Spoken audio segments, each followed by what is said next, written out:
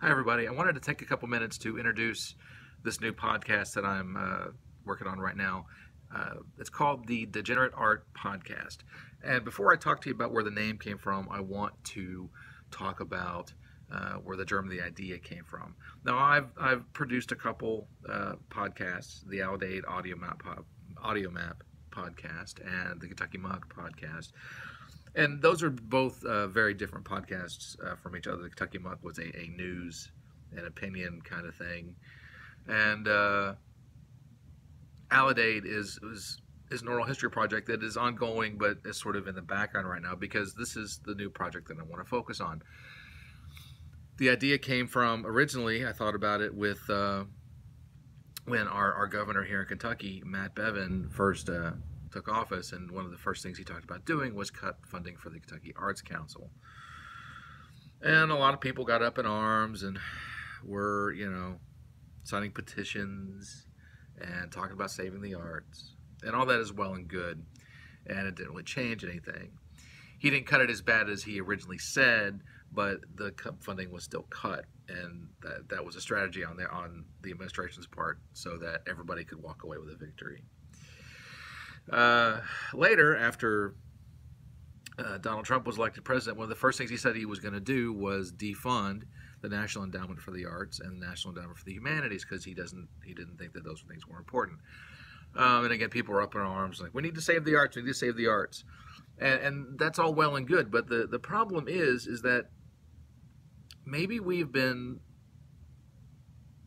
supposing that the government was going to step in and save art all along.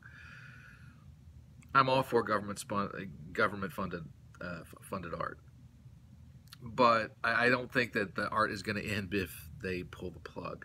As a matter of fact, I think that art will survive no matter what.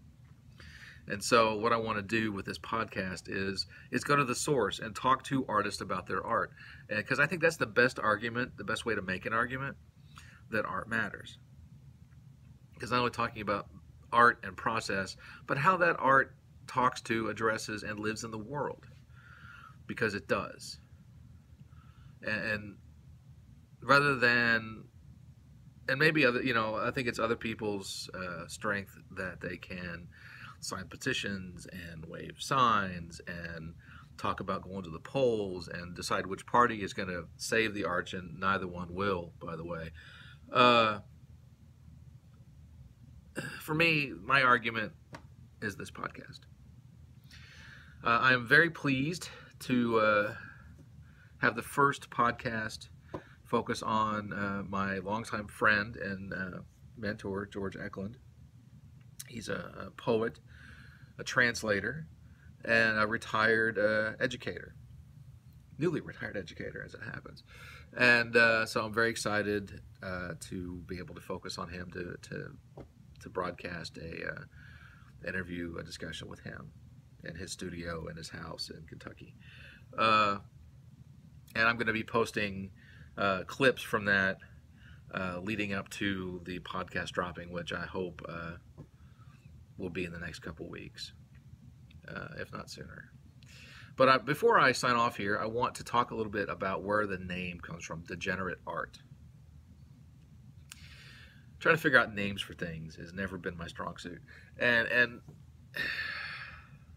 this notion of government-funded or government-sponsored art has always been problematic, particularly in Western culture, because the first thing that we think about is sort of like Soviet-era sponsored art, socialist art,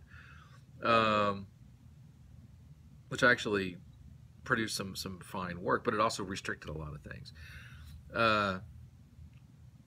Degenerate art, though, the name comes from the German, which I'm going to botch here, German Entarete Kunst, which is what the Nazis called any art that was not German enough.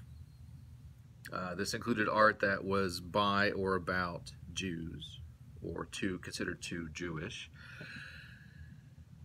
or too communist, or anything that contradicted what Hitler defined as the higher Aryan ideal. And I don't think that the NEA is anywhere near that kind of power in the art world.